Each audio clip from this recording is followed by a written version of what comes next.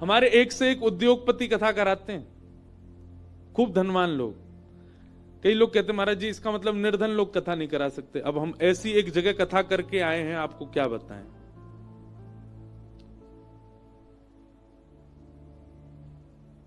एक परिवार है, अब मैं जगह का नाम भी नहीं बोलूंगा, उनका नाम भी नहीं बताऊंगा, बस बता रहा हूं।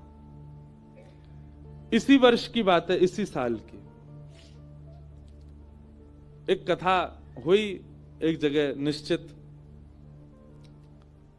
तो हम वहां गए कथा करने। जैसे ही हम पहुंचे तो हमारे पंडित जी लोग सब आए। मैंने इनसे पूछी, मैंने कि वो कौन है कथा जो करा रहे हैं?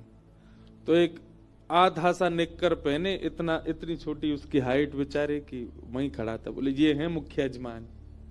अब मैं उनको देख, मैंने आप मुख्य यजमान हो? बोले हाँ। मैंने बहुत बढ़िया भैया।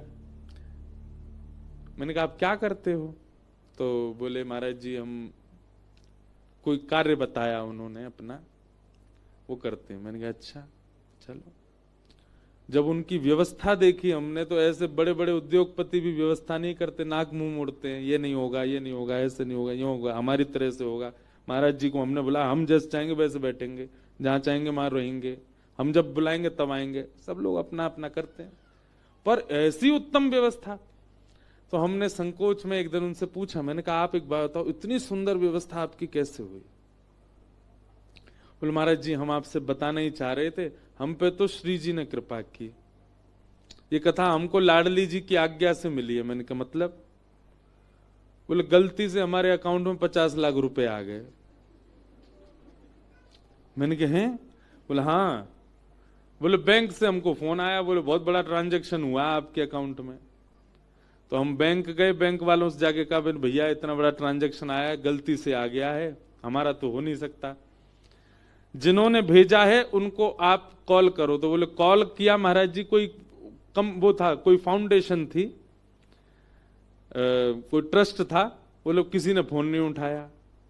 बोले फिर हमने उनको मैसेज डाल दिया। तो बैंक वालों ने कहा देखिए 15 दिन में अगर इनका रिप्लाई आ जाता है और ये लोग अगर अपना पैसा वापस लेने की करते हैं जिज्ञासा तो ठीक है, नहीं तो आप बताओ। बोले नहीं तो हम कथा कराएंगे भैया इससे, और क्या है। बोले महाराज जी 15 दिन तक हमने श्री राधा हे श्यामाजू हे किशोरी जी। मन में ये भी भाव था कि भाई गलत पैसा यूज नहीं करना है, वो व्यक्ति जिसका भी ये बेचारा ले ले वापस, लेकिन मन में हो रहा था हे श्यामाजू कथा तो हम करा लेंगे, लेकिन हमको ऐसी करानी कि पूरा शहर आवे, सबकी भोजन की व्यवस्था हो, सबका लंगर हो, सबका भंडारा हो, और हम महाराज जी कथा सुनते हैं, हम इनको पूरे इनकी मंडली आवे, सब आवे। हमारा इतना खर्चा नहीं, खर्चा व्यवस्थाओं का खूब है। तो बोले महाराज जी 15 दिन हो गए, कोई फोन कॉल। वो बैंक वाले बोले आपको तो बधाई है, अब इसका टैक्स वगैरह जमा करवा देना जो भी है। बोले महाराज जी हमने फिर मन बना लिया कि इससे 1 रुपया भी अपने घर के लिए नहीं लगाना है, सबसे बोले सब कथा में लगाना। कथा कराई, ऐसी अद्भुत कथा। फिर एक दिन बोले महाराज जी हमारे घर चलो। मैंने की चलो।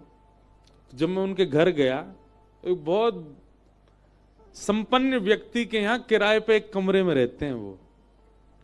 तो जब मैं घर पे गया तो नीचे जो घर के लोग स्वागत कर रहे, मैंने कि आपके परिवार? नहीं महाराज जी ये हमारे मकान मालिक हैं, हम तो इनके यहाँ किराए पे रहते हैं। मैंने कहा आपका घर कहाँ है? बोले ऊपर है, हम ऊपर छत पे हमारा कमरा, वहां रहते हैं।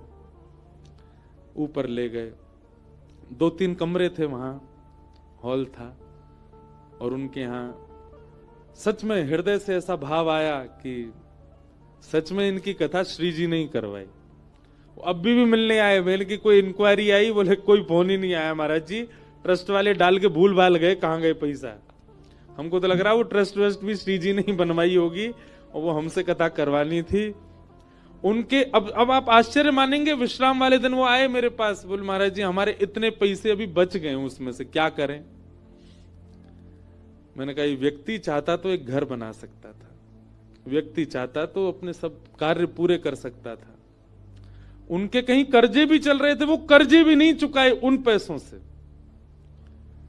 बोले हमारा मन है हम महाराज जी वृंदावन आकर के बहुत बड़ा भंडारा कर दें, वृंदावन के सब रसिक संत ब्रजवासी में निकालो। वृंदावन आकर के उन्होंने भंडारा किया। बड़े बड़े अरब खरबपति लोग 10-10 रुपया बांटते हैं भंडारे में भी, 500-500 रुपए बांट रहे थे सबको। 1 रुपया भी मेरे प्रयोग में नहीं रहना चाहिए, सब ठाकुर जी की सेवा। ऐसे ऐसे लोग भी हैं बहुत, हर कथा में एक अनुभव होता है।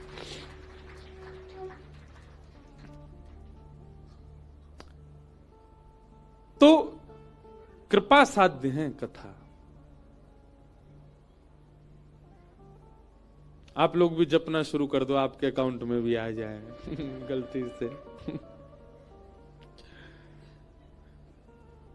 सीधी बात यह है भैया, जिन सज्जन ने वो कथा कराई उनके अकाउंट में पैसा नहीं था, उनके अकाउंट में ठाकुर जी का नाम था, ठाकुर जी का इतना भजन उनके पास था, ठाकुर जी की ऐसी कृपा थी उनके ऊपर कि कैसे भी करके योजना बनी, कथा हुई। तो गुरुजन, संतजन, वैष्णवजन, उनकी आज्ञा जो होती है ना, वो सामर्थ्य भी देते हैं आज्ञा के साथ। आप बस उसमें पालन करने लग जाओ।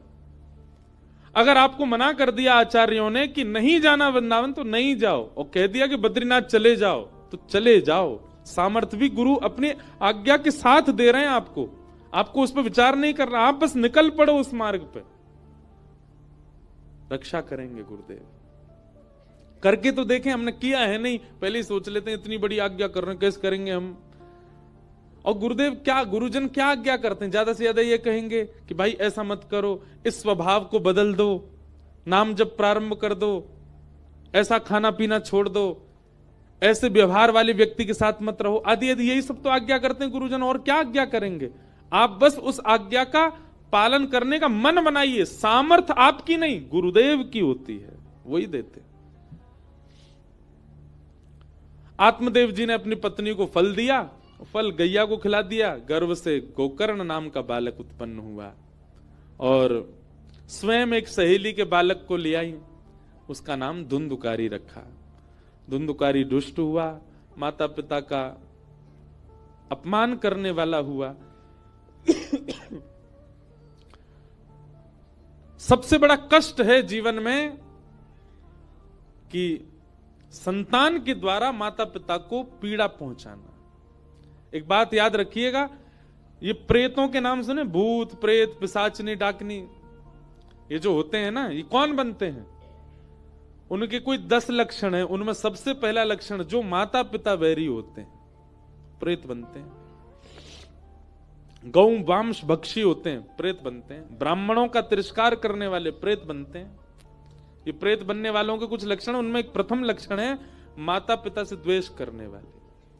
हमारी एक बात सुनिए, कई लोग पूछते हैं कि बच्चों को हम अध्यात्म पथ पर कैसे लेके आए, महाराज जी हम बच्चों को कैसे भक्ति भाव सिखाएं। हमारी बात माने तो हम स्पष्ट रूप से कहें, बच्चों को बचपन से ही हनुमान चालीसा, बच्चों को बचपन से ही गायत्री मंत्र, बच्चों को बचपन से ही श्लोक आदि, ये सब रटाना इतना आवश्यक नहीं है। बच्चों को बचपन से सबसे पहले माता पिता अपने पैर छुवाना सिखाएं, अपनी सेवा करवाना सिखाएं। दादा दादी नाना नानी इनके चरण दबाओ।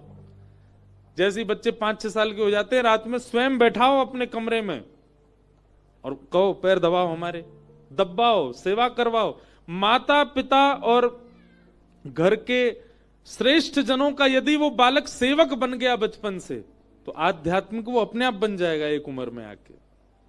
हमने उनको बड़े जनों की, गुरुजनों की सेवा नहीं सिखाई, सीधे उनको भगवान का भगवान से पहले माता पिता गुरु के सेवक तो बने हुए। मैं घरों में जाता हूं, छोटे छोटे बच्चे गायत्री मंत्र बोल रहे हैं, अच्छा लगता है, चलो ठीक है कुछ तो सिखा रहे हैं माता पिता, पर उनको प्रणाम करना नहीं आता, उनको दंडवत करना नहीं आता। सबसे पहले मातृपितृ भक्त बनाओ बालकों को, भगवत भक्त वो अपने आप बन जाएगा। जो मातृपितृ भक्त नहीं है वो भगवत भक्त कभी नहीं बन सकता। अपनी सेवा सिखाओ। प्रहलाद जी महाराज के चरित्र में आता है कि हिरण्यकश्यप ने क्या नहीं किया। हर तरीके से मारने का प्रयास किया प्रहलाद जी को, पर प्रहलाद जी फिर भी जब भी अपने पिता के सामने जाते सिर रख के प्रणाम करते थे। और यही उनकी भक्ति थी कि इस भजन के प्रताप से मातृ पितृ में कभी दोष नहीं देखा प्रहलाद जी ने। पिताजी भले ही ठाकुर जी को कितनी भी गालियां देते थे, पर फिर भी वो यही भाव से देखते थे, ये मेरे गुरु हैं, ये मेरे पिता हैं, इनकी कृपा नहीं होती तो मैं कैसे आता जीवन इस संसार में। और यही भक्ति उनकी प्रधान थी, जिसके कारण श्री नृसिंह भगवान प्रकट हुए, क्योंकि उन्होंने कभी पिता को हीन दृष्टि से नहीं देखा। आजकल के बच्चे सब कर रहे हैं, गंगा जी में नहा रहे हैं, तीर्थ भी जा रहे हैं, पर घर में बैठे लक्ष्मी नारायण माता पिता के रूप में उनको नहीं बच रहे, उनको नहीं पूज रहे। हम तो बच्चों से कहेंगे कभी कभी ना छुट्टी हुआ करे, घर में कुछ कोई आना जाना नहीं, कहीं माता पिता का ही श्रृंगार करो, उन्हीं की पत्रावली बना दो, उन्हीं कोई लक्ष्मी नारायण मान के उन्हीं की सेवा करो, उन्हीं में ही प्रत्यक्ष ठाकुर जी का दर्शन कर लो। अरे प्रमाण है, महाराष्ट्र की भूमि पर प्रकट हुए भगवान श्री विट्ठल, जो पुंडलीक अपने माता पिता की सेवा करता था, कोई नाम नहीं, कोई यज्ञ नहीं, कोई भजन नहीं, कोई तप नहीं, केवल माता पिता की चरण सेवा से भगवान श्री विट्ठल को प्रकट कर दिया। हम लोग भूलते जा रहे हैं उस भाव को। प्रेम करते हैं हम, सेवा नहीं करते। सेवा भी करो। हम तो कथा में बहुत व्यस्त रहने लगे, हम तो अपने माता पिता के साथ ही नहीं रहते। वृंदावन में कथा थी कल तक, उस बहाने से वृंदावन में माता पिता के साथ थे, नहीं तो रह ही नहीं पाते, बात भी नहीं कर पाते कथाओं में, इतनी व्यस्तता हो जाती। आप सब तो रहते हैं माता पिता के साथ, उनकी सेवा किया करो। ये सेवा ही आपको आगे चल करके भजन मार्ग, भक्ति मार्ग सब प्रदान करेगी। धुंधुकारी माता पिता पर हाथ उठाने लगा, मां ने कुआं में कूद के प्राण त्याग दिए और पिता ने घर त्याग कर दिया। गोकर्ण जी महाराज ने पिताजी को ज्ञानोपदेश किया, और यही गोकर्ण गीता है। एक श्लोक हम कहेंगे, उसके बाद कथा को विश्राम देंगे। देहे स्थिमां सरुधिरे भिमतिं त्यजत्वम् जाया सुतादिषु सदा ममतां विमुल्च पश्यानिशं जगदिदं क्षणभङ्गुनिष्ठम् वैराग्य राग रसिको भव भक्तिनिष्ठ। सब लोग बहुत ध्यान से सुनो। जब गोकर्ण जी महाराज के सामने उनके पिताजी बैठ करके बोले, बेटा मैं अपने पुत्र से बहुत दुखी हूं।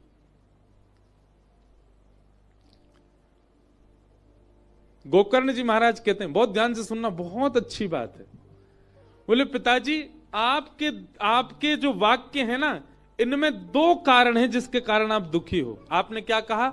मैं अपने पुत्र के कारण बहुत दुखी हूं। इस पूरे सेंटेंस में दो शब्द आपने ऐसे प्रयोग किए जिसकी वजह से आप दुखी हो। पहला शब्द मैं और दूसरा शब्द अपने। यही दुख के कारण होते हैं। पहला दुख का कारण है मैं। जब तक आपके अंदर से ये मैं पना नहीं जाएगा, आप दुखी ही रहोगे। और दूसरा दुख का कारण होता है अपने। पिताजी, ये दो शब्द ही दुख देते हैं, और इन्हीं दो शब्दों को जो प्रकट करते हैं वो है अहमता और ममता।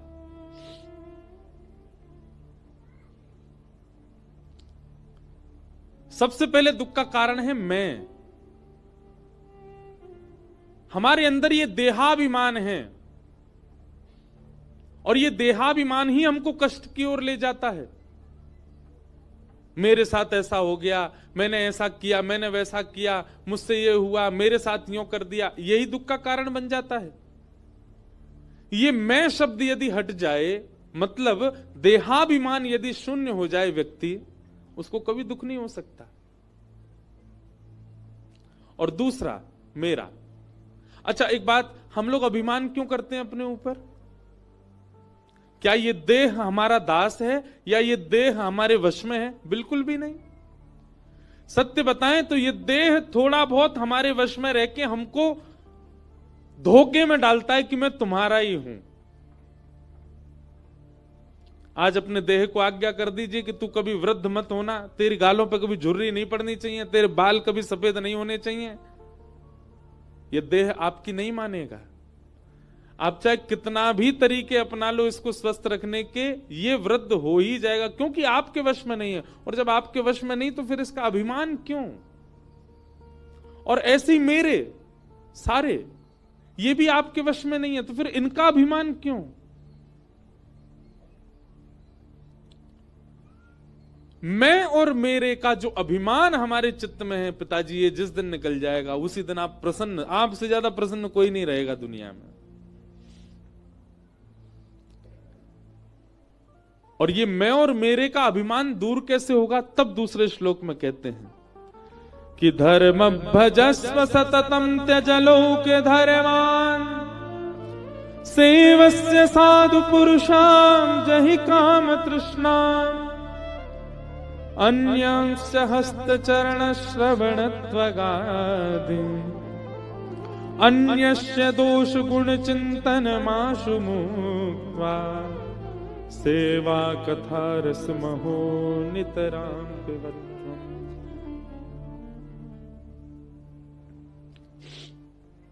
सेवा कथा रस महो नितराम पिबध्वम्। ये दो चीज आपके जीवन में आ जाएं। पहली सेवा, भगवत सेवा, धाम सेवा और ठाकुर सेवा, और दूसरी कथा श्रवण।